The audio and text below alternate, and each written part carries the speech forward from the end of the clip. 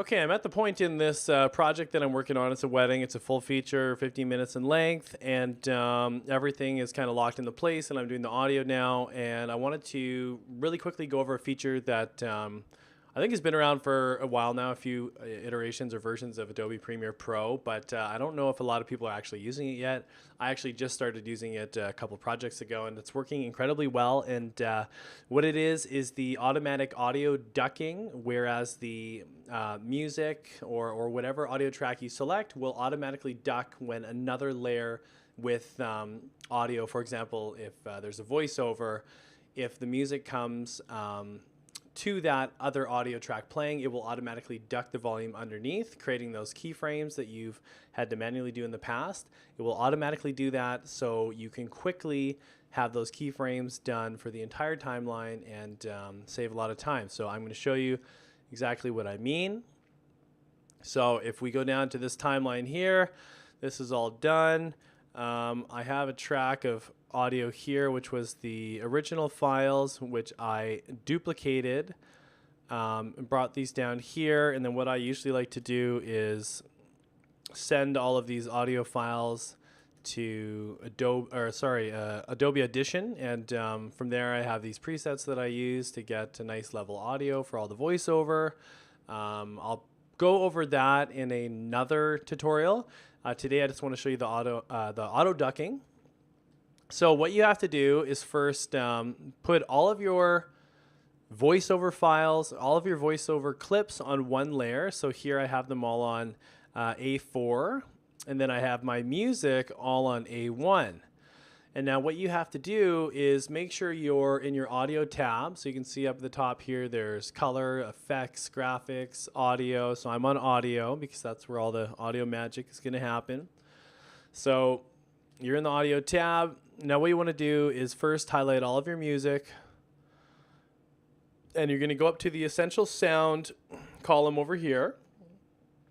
And what you're able to do is they have all of these pre-designated audio types. There's dialogue, there's music, there's sound effects, there's ambiance. So this music that I've laid down is music. So I'm going to make sure I have all of the music clips selected, and I'm going to designate those as music here. So now all of these have been organized into that category. So now what I like to do, and there are many ways to do this, I'm very new at this process, and what I have discovered for me is that, especially working with a wedding, is that I like to go to the preset smooth vocal ducking, because it just feels right in a wedding film to have the audio sort of smoothly fade out and smoothly fade back in. You don't want it to be too hard, like if you were doing something a little bit more intense. So we're going to go to smooth vocal ducking.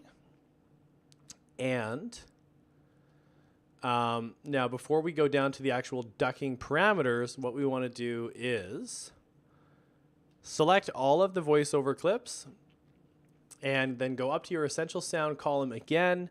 And you're going to organize all of these voiceover clips as dialogue. So once that's done, this has already been categorized, and you're pretty much good to go there. If you wanted to go through and adjust loudness and repair noise and stuff like that, it's totally up to you.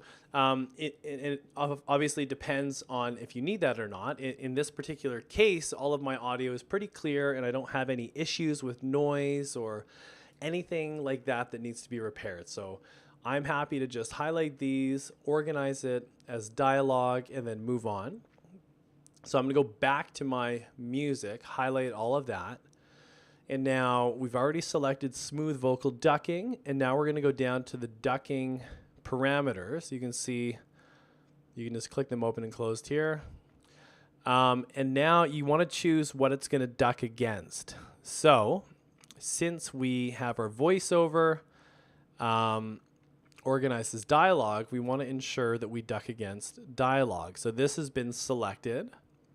And what that means is that if we go down to the timeline here, as the music's playing, whenever it comes to a dialogue clip, it will automatically keyframe to lower the music around that dialogue. So something that I've been manually doing for years, it will happen automatically. And you can adjust the parameters here.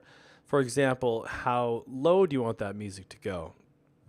I typically go around negative 15 decibels, negative 15, negative 16. The fades, 12 milliseconds, that's kind of just the default. So I'm going to leave it there. In sensitivity, I'm just going to leave it at the default. We'll see how that does. So making sure I have all the music tracks selected. I'm just going to go down to generate keyframes and watch what happens. All of the keyframing is done. And of course, you want to just check it out and make sure that's all good. You can see there it's ducked down automatically. And it's not just looking at the actual full clip here, it's reading the waveforms. So you can see here, this clip goes from about here to here, but the keyframe is only looking at the actual waveform, which I love. So it's a very sophisticated tool, and it looks like it has done everything perfectly. So that's basically it. It's a feature that I'm really excited about. You'll have to play around to tweak it to the perfect parameters for you. And of course, every project is going to call for something a little bit different. But if you're doing wedding films, this is going to save you a lot of time. So give it a shot and let me know if you have any questions.